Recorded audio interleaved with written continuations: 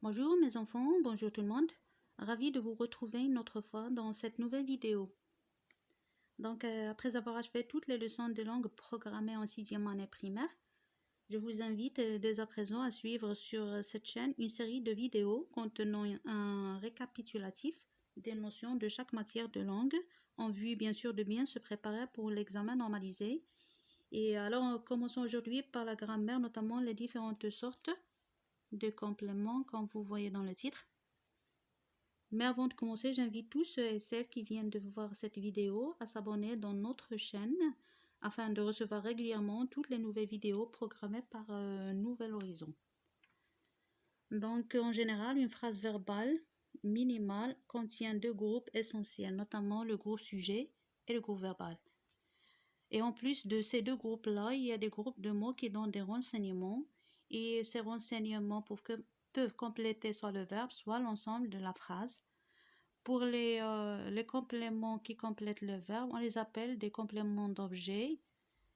Si ce complément d'objet répond à la question qui ou quoi, on l'appelle un complément d'objet direct. Il est toujours placé après le verbe. Et on ne peut pas le déplacer ni le supprimer, donc c'est un constituant obligatoire, comme dans la phrase Clara mange sa tartine. Sa tartine est un constituant obligatoire qui répond à la question quoi. Clara mange quoi? Donc elle mange sa tartine. Dans la deuxième phrase, Marie offre un cadeau à sa mère. Elle offre à qui? Elle offre à sa mère. Donc le COI ou bien le complément d'objet indirect ici, c'est à sa mère. D'accord? Et en plus de ces compléments obligatoires, on peut enrichir ou expanser, étendre la phrase avec des parties qui indiquent une circonstance de l'action ou de l'état marqué par le verbe, à savoir les compléments circonstanciels de temps, de lieu ou de manière. Donc, on peut trouver dans une phrase une partie qui répond à la question où, comme dans la phrase « Je mange ma tartine dans la cuisine », la partie soulignée répond à la question où, je mange ma tartine, où est-ce que je mange ma tartine? Je la mange dans la cuisine. Donc, dans la cuisine, ici, est un complément circonstanciel de lieu. On peut trouver une partie qui répond à la question quand, c'est-à-dire il donne des précisions sur le temps. Regardez la phrase suivante. Chaque matin, je mange ma tartine dans la cuisine. Donc, chaque matin est un complément circonstanciel de temps plutôt. On peut le supprimer comme on peut le déplacer. On peut dire je mange ma tartine dans la cuisine chaque matin. Je peux aussi le supprimer sans que la phrase perde son son. Une phrase peut être enrichie par un constituant facultatif qui répond à la question comment.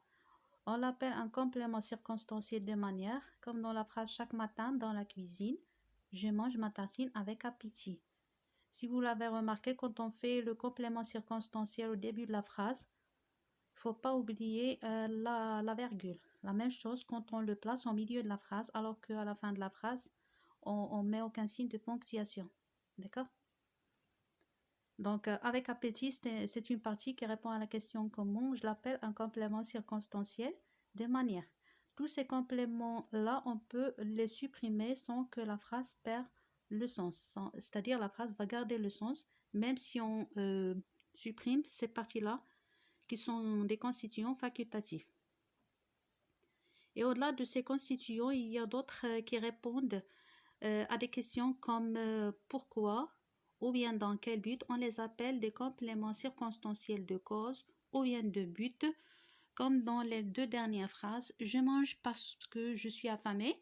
Donc, je suis affamée, c'est un complément circonstanciel de cause que je peux aussi supprimer, comme on l'a déjà dit pour les autres constituants circonstanciels.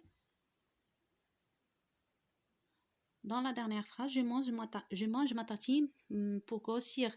Donc, pour grossir est un complément circonstanciel de but, c'est-à-dire dans quel but je mange ma tartine. Je la mange pour grossir. C'est bon? Donc, voilà pour le récap des différents compléments dans la phrase. Et afin de s'assurer de l'assimilation de ces notions, je vous invite, chers élèves, à effectuer les activités de la des pages 31, 32 et aussi celle des pages 124, 125 et 137. Notez bien chez vous. Donc, je répète, les pages 31, 32, 124, 125 et 137 de votre manuel français pratique. Quant à moi, je vous donne rendez-vous la semaine prochaine pour une nouvelle vidéo. Et bien évidemment, on se retrouve le lundi sur la plateforme Zoom pour voir ensemble la correction des activités précitées. Donc voilà, je vous remercie de votre attention. Je vous souhaite bon courage et à bientôt.